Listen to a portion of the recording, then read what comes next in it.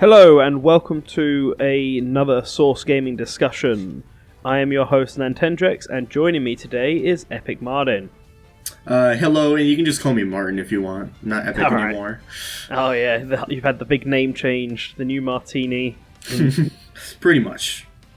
So Martin has joined me today to talk about everything Nintendo in 2019. 2018 was a pretty okay year for Nintendo, I think. They didn't have as many hard-hitting games as the first year with Mario and Zelda and Pokken Tournament and everything else that they kind of had coming out to give the Switch a really big kickstart. But they did have Smash this year, which is pretty big. Wait, that came out? So we got to see if 2019 will top it. And right now we have a number of games, both on Switch and 3DS and mobile, that are all scheduled to come out this year. So I thought that me and Martin could talk about all of these games, and then afterwards we could talk about everything we are thinking might come out, all of our predictions for 2019. Before we get into the discussion properly, I just wanted to sort of name drop two games that we don't really plan on discussing. They are 2019 games, but there isn't a lot to cover, and that's New Super Mario Bros. U Deluxe and Mario & Luigi Bowser's Inside Story, the latter of which is already out in Japan, and the former is literally about to come out at the end of this week. Mm-hmm. So I don't think there's anything to really say about them. I mean, to be fair, one's a remake and the other's just a port, so there's not a lot new other than the Bowser Jr. stuff. So let's just gloss over them and jump into the first game on our list. They're not in any particular order, just kind of written them down, and that's Yoshi's Crafted World, the next Good Feel game, and I guess a kind of sequel to Woolly World. It's not the exact same art style, but it definitely looks and seems like it will feel the same way. Yeah, it's definitely emphasizing a lot more of the 2.5D elements. Mm-hmm. Yeah, and the whole flipping world and everything like that. And Martin, what are your thoughts on this game? Do you think it looks like a fun game? Do you think it's something that you want to pick up? And when do you think this game might come out? I actually think, of course, like a lot of people are thinking, it's probably going to come out in spring. Mainly because it's a prime candidate for a Yoshi game, I feel. But basically, I mean, a spring game, when you look at it, would really mesh well with the aesthetic that Yoshi's Crafted World brings. Mm-hmm. So I think it would work well. Now, my personal thoughts on the game, I think it looks a hell of a lot better than Woolly World. I've a funny story. I have a very controversial opinion on the game. I tried playing Woolly World, and I just, for some reason, just couldn't get into it. Wow. Yeah, I actually couldn't. I love the platforming in it. I actually like the aesthetic. I like a lot, like, characteristics of the game. But when I sat down and when I played it, I just couldn't sit to, play a couple levels, and that was it, I just didn't have the patience for it.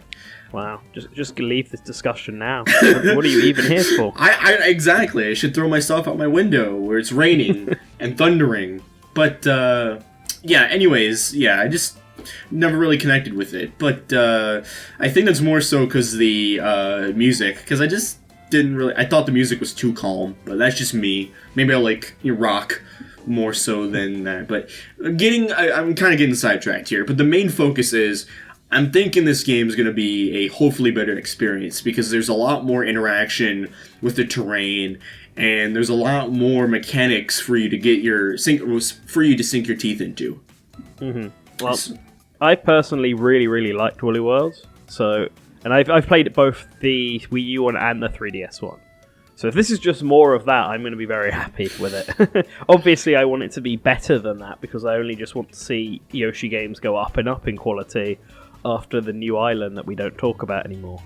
And so I'm hoping this game is good. And it looks very fun. You're right, I think this game looks a lot better so far than Woolly World, and I like the 2.5D stuff, and looks a bit more puzzle focused with very context sensitive actions that need to be done and items that need to be picked up in order to advance. And it just looks really nice. I do find it a bit weird how they've kind of doubled down on all of the cardboard and toy aesthetics of the Yoshi series. I feel like Yoshi's story just suddenly started something. And now from this point on, it's like all the Yoshis are just toys or soft toys or something. It's basically the baby's version of Super Smash Brothers' lore. I wonder if we'll get more like some of them animated shorts like we got with Yoshi's Woolly World or not, like in the build-up. That'd be really nice. Those are really cute. But I think this game looks really fun, and I'm a big Yoshi fan, so it's definitely one I'm going to be buying on day one. As for when it comes out, I think this is going to be one of the earlier titles, an early spring title, potentially March. It's going to be kind of like what Star Allies was. I think Star Allies was March last year. It's going to be filling that gap. It's the beginning of spring game. And instead, at the end of spring, or in May, I think we're going to be getting Fire Emblem Three Houses, which is the next game on my list. And we haven't seen a lot of Fire Emblem Three Houses, just the one trailer so far. And I'm hoping that any kind of new direct will shed light on that. But in May, we've also got the Fire Emblem Expo in Japan, right at the beginning of May. And I feel like they'll have announced a release date before then for Three Houses, but that might be like the first big demo of it to get people hyped for the game that will come out at the end of May. Because May, June, July, that sort of period is usually a big time for Fire Emblem. I feel like a lot of the time it comes out around then.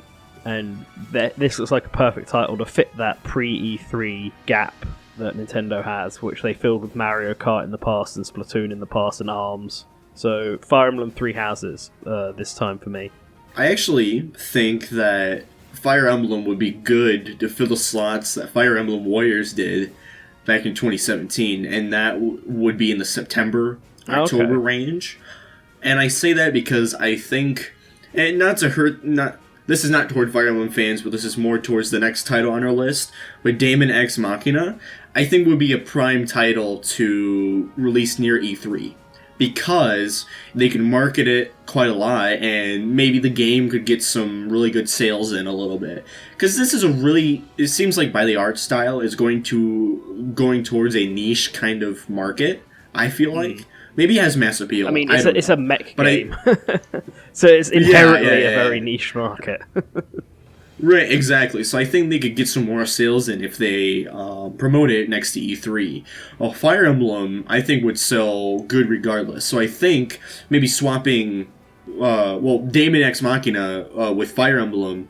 Well, I don't know what your opinion on it is, so I can't really judge. But my opinion is, Fire Emblem is coming out in September, and Daemon X Machina is coming out in June. So I see what you're saying with building up like sales and stuff, but my issue is I think Fire Emblem has the Fire Emblem Expo that will do that, and like you said, Fire Emblem doesn't need any of that sort of as much build up as Daemon X Machina does, and that's why I think all the pre-E3 build up is going to be worth it, because they're going to be building up to E3 as well. Whereas they could have a sort of blowout for Daemon X Machina at E3 with playable demos and everything, and then hype it up throughout June for like a July release for Daemon X Machina. I feel like it's going to be slotted in that same kind of area that Ever Oasis was on 3DS, where they try and build it up, and hopefully it does better than Ever Oasis did. Ever Oasis should have done a lot better than it did, but it was a 3DS game coming out when the Switch was the hot thing, so it was kind of doomed. Whereas Daemon X Machina is a Nintendo title for the Switch, which is on the rise. So as long as Nintendo market this well, it could be a big success. And I think E3 and just the period after E3 is a good time to do that. So I think Daemon X Machina will come out in July. But just moving back, because we kind of jumped ahead past Fire Emblem, I am really looking forward to this game, because I'm really curious how they're taking it in terms of how the Fire Emblem series is, because Fates is obviously very controversial, and Echoes was seen a lot better, but it was also a remake, so there's only so much they can do with it. Fire Emblem Three Houses is going to be an entirely new game, and it already doesn't look like it's going to be two games like Fates was, which is a good sign. And I'm really curious, because it's now got a new art director as well, because the previous artist is gone off to do other things. In fact, he's doing Daemon X Machina. So they're going to have a brand new artist for Fire Emblem Three Houses, and I see people already worried about the way it looks. And this is also like the first console Fire Emblem game since the Wii, and the Wii was one of the worst selling Fire Emblem games, even though it's like a really, really good game. It just didn't do very well. this is their chance to show that Fire Emblem can work in HD on consoles, and I'm hoping it does well because the series is on the rise, and I want to see more of it. I like the little formations, and I'm wondering how they're going to play into it, and I want to see more characters that we'll be able to recruit, because that's obviously a big part of the Fire Emblem series, the characters you'll get to recruit along the way. See, I'm not a Fire Emblem fan, so all of that can, I guess, be thrown out the window arbitrarily. No offense to Fire Emblem fans, I'm just not a huge fan of tactical RPGs. I guess if you call it an RPG. I don't know, man. Genres are weird. Dating sim. Oh, God. One of my predictions, at least for the game, is they'll probably have Day 1 DLC. I don't think Fire Emblem does have DLC. It has very bad DLC practices. Like, Awakenings was fine, but it sold so much that Fates and Echoes especially kind of went a bit overboard with it. I don't know if it'd be Day 1 DLC. I'm trying to think if previous Fire Emblem games had Day 1 DLC. They definitely had, like, first month DLC. Yeah, they had Day 1 DLC over here, but that's because the DLC was already out in Japan. Mm-hmm. But in Japan, I don't think it was Day 1 DLC. I guess that's another thing. I think Fire Emblem Three Houses, they're going to try and aim to launch it worldwide at the same time, which I think they did with Echoes, give or take. So I think they're going to try and do that again with Three Houses and make Fire Emblem one of those series that launches all at the same time. Okay. And not like Fates is ridiculous. Doesn't come out in Europe for like another year scenario. Yeah, we'll see what happens. Alright, well, moving on to Daemon X Machina now. Yeah, I'm interested in this game. It is very niche looking. I'm not massively into mechs, but I did enjoy Xenoblade Chronicles 2 and flying around in a mech in that game.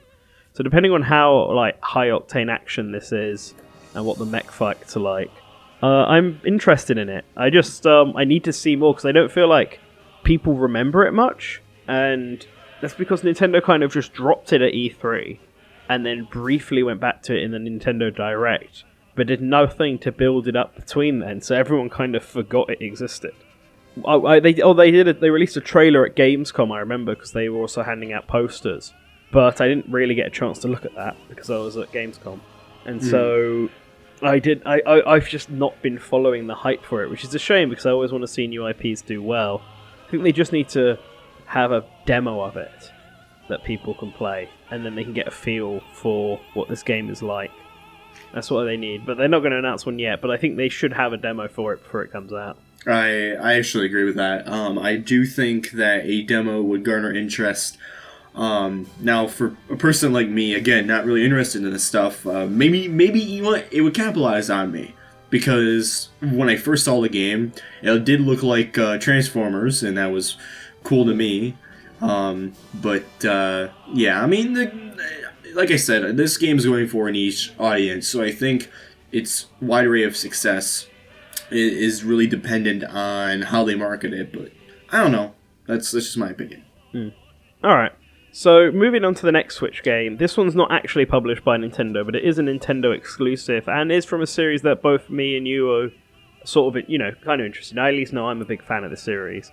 And that's Travis Strikes Again, No More Heroes. Yeah. So this is I guess it's technically counted as a spin-off title to the No More Heroes series, exclusively for Switch. I think it comes out at the end of this month, or maybe early February. I'm not 100% sure on that. I know it's soon. It comes out in January. It does come out in January, okay. So this is coming out, it's got multiplayer, it's very arcadey looking. I actually need to watch the latest trailer. I haven't had a chance to sit down and watch it yet. But it feels very indie. So, why don't you go first with this one, Martin? What are your thoughts on Travis Strikes Again? It's different. It's a very different game mechanically, I would say, because you can definitely tell it's very non-AAA budget. And that's fine, indie titles have that kind of attention to it, and a lot of them are better than some of the AAA games that exist. So I think, really, the whole point behind this game is that the creator, I don't know his name, Suda51. Suda51. Yeah, we've interviewed him many times. You can check. You can check that out on our channel, by the way. Shameless plug. Plug it in. Plug it in. But anyways, so yeah, I do think that he basically said that if his game is successful, the third one will probably be in development. So It's another Fire Emblem Awakening kind of situation. So if you like No More Heroes, buy the shit out of this game. If there's DLC for this game, buy the shit out of it. And I'm not being like, joking. I'm like being serious. If you want the third game, buy it. So. See, here's my issue. I feel like this is a bit more of a Chibi Robo Ziplash situation because I do want to have No More Heroes 3 because I really like the first two games, especially the second one.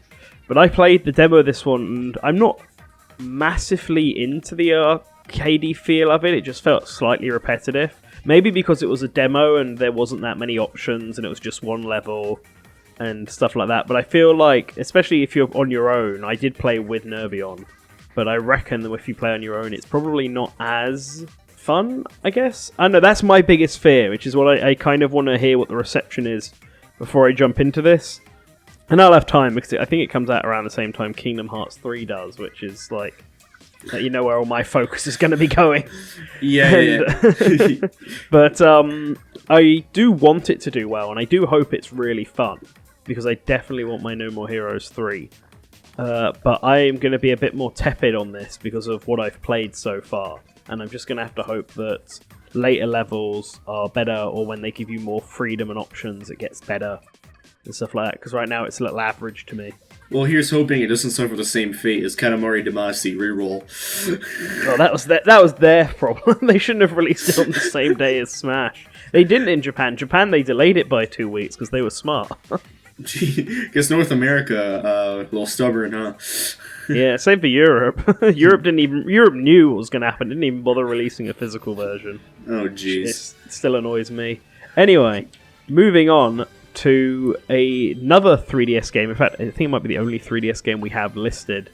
It's Kirby's Extra Epic Yarn. Extra Epic. Does this have a release date? This doesn't have a release date. Okay, I want to say this feels like a February game, and that's only because there's nothing in February right now, and also that's when Yoshi's Woolly World and Poochie came out for 3DS 2 years ago. So I think that having Kirby's Extra Epic Yarn to fill that gap makes sense. And they could announce that in a next Direct and have it be a really short turnover period, because it is just a 3DS game. Right. And I feel like the only reason it exists is because they've already done it with Woolly World and Poochie, and it feels like an easy way to get money. Mm-hmm. But did you ever play the first Epic Yarn, Martin? Yeah, I even own it. It's right in my collection to love to me. And it's kind of funny because I actually enjoyed it a little bit more than Woolly World. Okay. But the thing is, I got to World 3 and it's just something about that yarn aesthetic, or just the calming feel. Like, it just feels like there's no action. It's just like I'm not hating on the game. It's just, it couldn't really connect with me. So the game's not bad. Like, it's good. I like the game. Maybe a little bit too easy, but I like it. But the only thing is, I just can't sit down and play it for, like, more than an hour. Did you play Wario Land Shake It? I've never played that game. I wanted to pick that up, but... Okay. I'm curious what your thoughts are, because so far both of Good Feel's main games you've played and not been able to get into, and Shake It was like their first big platforming game, so I'm curious what your thoughts would be on that. Like, maybe you just have a thing against... Well, Shake It actually looks pretty decent, so I might have to get into that. But Epic Yarn was a bit easy, and I think that's why they've added the hard difficulty this time around. Yeah, the devil mode. Which, if I do get it to review, which maybe I will, because I reviewed the Yoshi games, that's probably the mode I'll play it on. Otherwise, I'm not too bothered. Epic Yarn was a game I didn't buy when it came out, and then rented so I could play it with my sister. Mm-hmm. And we both beat it, and then years later, I saw it for really cheap, so decided to buy it just so that I had it on hand. Similar to how I rented Smash Bros. Brawl. Funny. Oh, there you go. So that was what I did with Epic Yarn and Return to Dreamland, actually, except I don't actually own that yet. That'll be one that I'll pick up at some point, probably. You should. But extra Epic Yarn is, I think it's alright. It's a 3DS filler, and I feel like that's what a lot of 3DS titles are going to feel like going forward, but we can talk about that later. So, I don't have any other thoughts on Extra Epic Yarn, do you? Not really, just looking forward to see what the sales are. I doubt it's going to be, like, super massive, but we'll see. Maybe we'll throw a bone more at the 3DS, but we'll see. That'll get into the later part of this discussion. Alright, so now on to the final game that we've actually seen footage for, which is funny because there's like 5 other games after this to talk about. And that's Luigi's Mansion 3 by Next Level Games. And this is a title that got announced last September, and a game that I was just expecting to come at some point. Like, I've been calling that a new Luigi's Mansion was going to happen since, like, pre-Switch era. Mm-hmm. Because we hadn't seen anything from Next Level Games on a console since forever. It's been a long time since Next Level Games have released anything on a console. Yeah, I think their last game was Punch-Out in 2009. Yeah, I think it was Punch-Out, you're right. 10 years, Dale. Jeez. Because they were working on a Wii U title, because they mentioned it. It was in a pre-Iwata's death era, because they, like, name-dropped him in it. But then we just never heard anything about this project, and my guess was at the time was that it was Luigi's Mansion 3. Yeah, although they did get sent to the Shadow Realm after Federation Force, but we don't talk about that. So that's a game that should be ported to the Switch, because it would do significantly better on the Switch. But I digress. Luigi's Mansion 3 looks really good. They've gone back to the one mansion. I feel like they're doing a combination of both. Like, aesthetically, it looks very similar to the 3DS game, which makes sense, because it's the only other game they worked on. But they've gone back to the one mansion idea of the first game. I think we need to see a bit more, because I think the big thing that's going to make or break this game is the bosses and the missions, because the bosses in the first game are all ghosts. Like, there's this collection aspect to it where you're collecting all the ghosts and figuring out how to catch them, whereas in the 3DS game they had like a giant spider and a suit of armor and I think a mummy, an ice mummy or something. I can't remember exactly. But, like, those aren't nearly as memorable, and those aren't ghosts. They're just sort of boring monsters. I want to see them, if they're going to do it in a hotel, to actually bring back the ghost concept and not do the mission concept that they did before.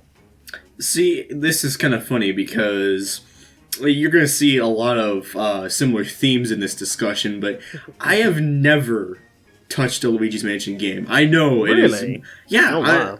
Surprisingly, I haven't. I've been really wanting to get the first one for GameCube, but I've been kind of holding out to see if I had enough money to get the 3DS version, so I'll probably have to check out the first one and the second one on 3DS, and then move to the third one.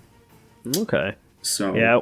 Well, the first two feel like very different games, and I think the general consensus is that the first game is better, but the first game is too short. And also, it's a bit buggy, the first game now, and they didn't fix it in the 3DS remake, which really, really wowed me up. But, because, like, some of the bugs are, like, especially late game bugs, can just absolutely stop you from getting, like, the best score in the game, which is what happened to me, and I was really not happy about that, after all the effort I'd spent. Well, the funny part is, Grezzo did the same thing in the Ocarina of Time and more Majora's Mask remakes. Well, no, in the Ocarina of Time remake, though, they left some of the glitches for, like, authenticity, but they cleaned up the ones that were game-breaking. But the ones that they left in the Luigi's Mansion 3DS were clearly just oversights that were also oversights in the first game, which I just feel is dumb. But anyway, I think Luigi's Mansion 3 is going to be a late summer game. That's what I'm currently... Or a September game, like that sort of period. If they tied it for Halloween, I mean, that would fit perfectly. But that's the area I'm going for, September, October. Yeah, I'm thinking October, because I'm thinking Fire Emblem's going to be September, or August. So that Smash 3DS time frame. And then October is going to be Luigi's Mansion 3. I think that's going to be a really good... tie-in, because you'll have... I think for the holiday season, Nintendo wants consecutive game after game after game. Yeah, I think so, but I think they'll have other titles that they've yet to announce to fit that period. And actually, yeah, one that I think will come out during that period, and the next one on our list, is Animal Crossing Switch. I used to think that Animal Crossing was more of a summer game, but when I actually looked into it, I found out that was only really the case for Europe, because we get things later. And in most of everywhere else, Animal Crossing series always launches like November, December. Which I suppose makes sense, because it's a game that requires, staying indoors and playing it instead of going outside. So releasing it in the summer period where everyone really plans on going outside doesn't work. I mean, I guess maybe it worked better for 3DS because you can take it with you, but for Switch, which can work as a home console, I guess having it be, warm and cozy during the winter holidays playing Animal Crossing, it's got the right sort of feeling to it. So I think Animal Crossing Switch will be coming out next fall, even winter. Like, it could be one of the last games they release this year. Yeah, I could see a December time frame for it.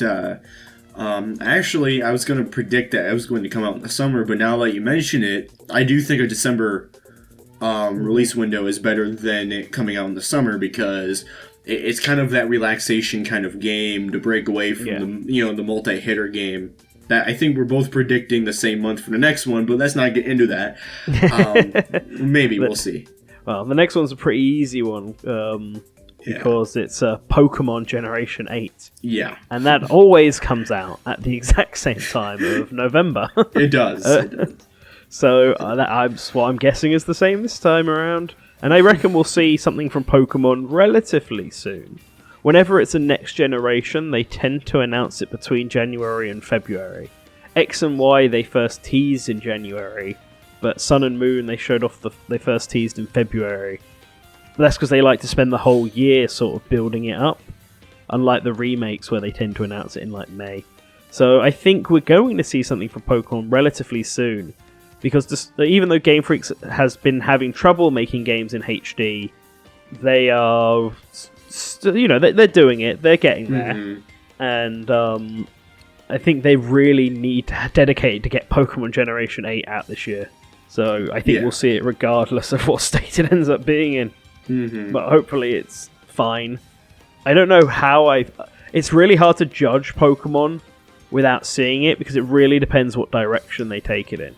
Like, I enjoyed Sun and Moon, but I didn't like X and Y. I loved Black and White. So if they do the same thing with like they did with Black and White here, then I'll be very happy. But Pokemon's just been so much fluctuation with how much story to gameplay it has, how difficult it is, the quality of the new Pokemon, and whatever gimmick they decide to throw in. It just gets really tiring, I suppose. So I think I'm going to get it regardless, because I always get the latest gen of Pokemon. But it needs to be interesting, because I haven't even finished Let's Go. Like, I'm still only on just did the third gym and left, and then I couldn't be bothered anymore. The novelty, all the nostalgia that I really enjoyed at the start had sort of worn off by then. I actually enjoy playing with the Pokeball Plus and carrying my Psyduck around with me more than I do actually playing Pokemon Let's Go. So that's a bad sign, and so the Pokemon Gen 8 really needs to impress when it comes out.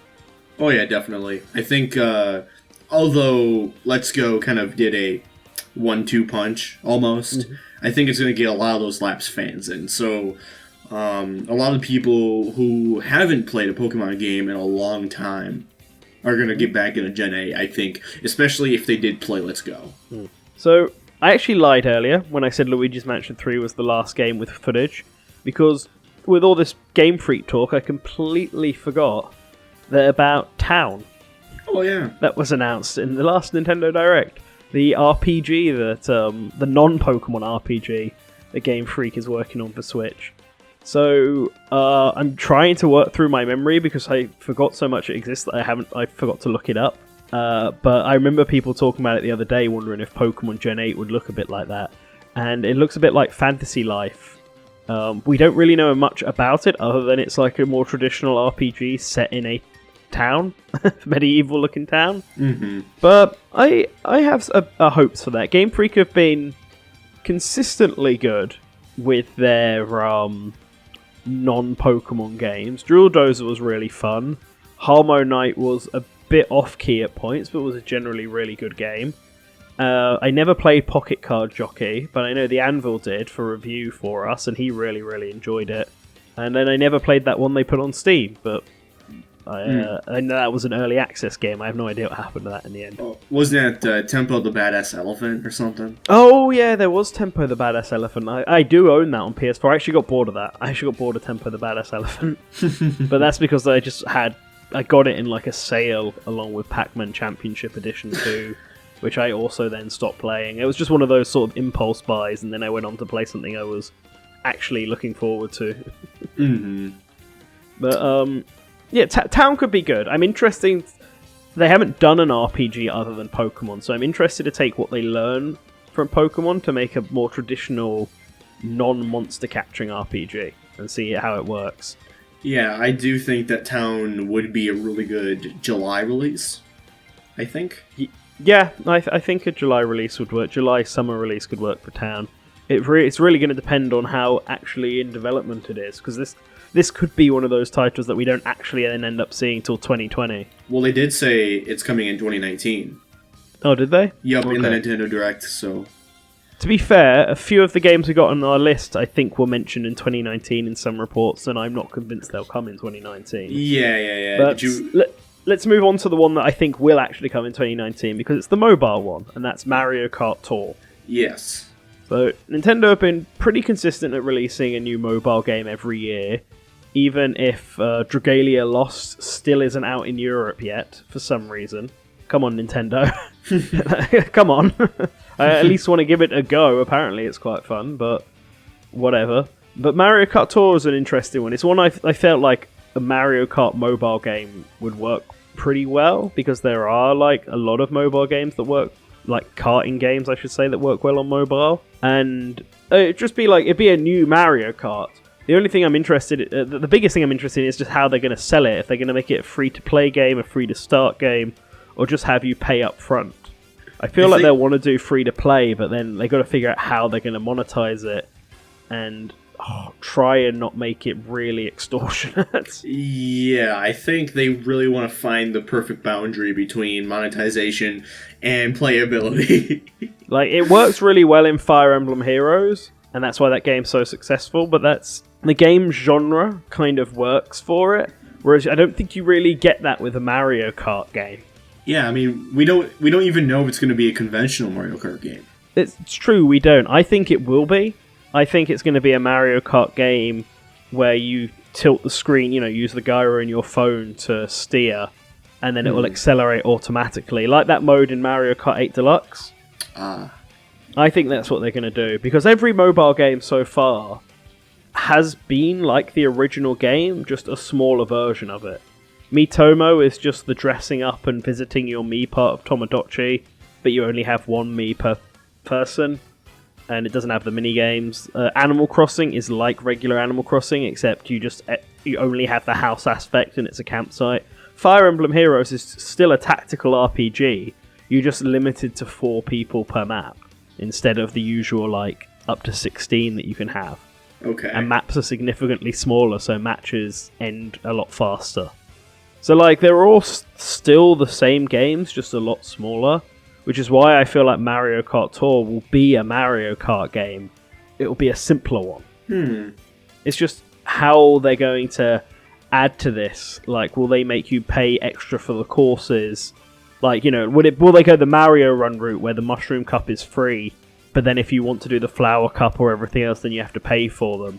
Or will they try and somehow make it gacha levels where you can you start off with the original 8 races, but if you want to unlock any more, then you have to try and summon them? Or I think maybe if they have it so that you summon car parts, maybe instead of having different cars, you can customize your own individual car.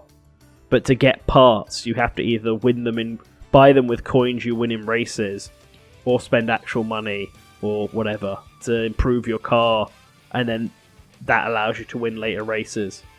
These are just ideas I'm spitballing out here. Yeah, we really won't know until it gets revealed. I feel like it'll be revealed soon, and then maybe come out in spring. That's my current guess. I think spring is a good time. I think spring sounds pretty good for a title like this. Have you got any thoughts on Mario Kart Tour? I was thinking of an aspect regarding the game, but I kind of don't want to get into it because it kind of ties in with my predictions. Okay. So, we got Metroid Prime 4 and Bayonetta 3 are the last 2 games. The big guns. And I'm kind of lumping them together because I think the big question here is, will they actually come out in 2019? Right. And Do you want to do the honors, Nan? Because I think we're both thinking the same thing. Okay. I don't think either of them will come out in 2019. Same. I think that Bayonetta 3 could be it. We'll see footage potentially of both of them. We'll definitely see footage of Bayonetta 3 this year. But I feel like Bayonetta 3 will be maybe an early 2020 title if we're lucky. I just don't feel like it's going to hit this year. And I don't feel like it needs to hit this year with some of the... Because they're going to have other games they're announcing for 2019, and we'll get to that shortly. But with all of the titles that they're going to be releasing this year, I don't think Bayonetta 3 needs to come out this year. And the same thing goes for Prime 4. One of my Prime predictions that I'll be having shortly kind of disregards the need of having a Metroid Prime 4 in 2019. Yeah. And so I think that's, we haven't seen footage of it. We'll see footage of both of them at this E3. Mm-hmm. And then they'll be the two games that get shown off and then get 2020 release dates. Kind of in the same way that Yoshi's Crafted World and Star Allies did a few years ago, and then Fire Emblem and Daemon X Machina did last year. Mm-hmm. Like, it'll be Prime 4, Bayonetta 3, and then a new title just to have a new title. Okay. Everything you said, I agree with. I think these two... I'm not trying to piggyback off you, Nan, but like literally that's what I was thinking. I think those two games are primed for 2020 because 2019 is already stacked. And when you factor in some of the other predictions we might have or some of the rumored titles coming, which we'll address later, it makes it seem like 2019 is packed already, and it doesn't need to be packed anymore. It doesn't need to become Fantasyland. Agreed. And if you want to listen to those predictions, then you're going to have to come back for part 2 of our discussion. Yes, it's a 2-parter, just like it says in the title. That's because it just got on a bit too long, unfortunately, so we thought this is a good place to stop. So let me know what you think of all the upcoming Nintendo games in the comments below. I want to give a special shout out to the super patron, the Duke of Dorks, as well as all the other lovely patrons that you're seeing on screen right now. Remember to hit that like, subscribe, alerts, the YouTube stuff, but always remember to return to the source.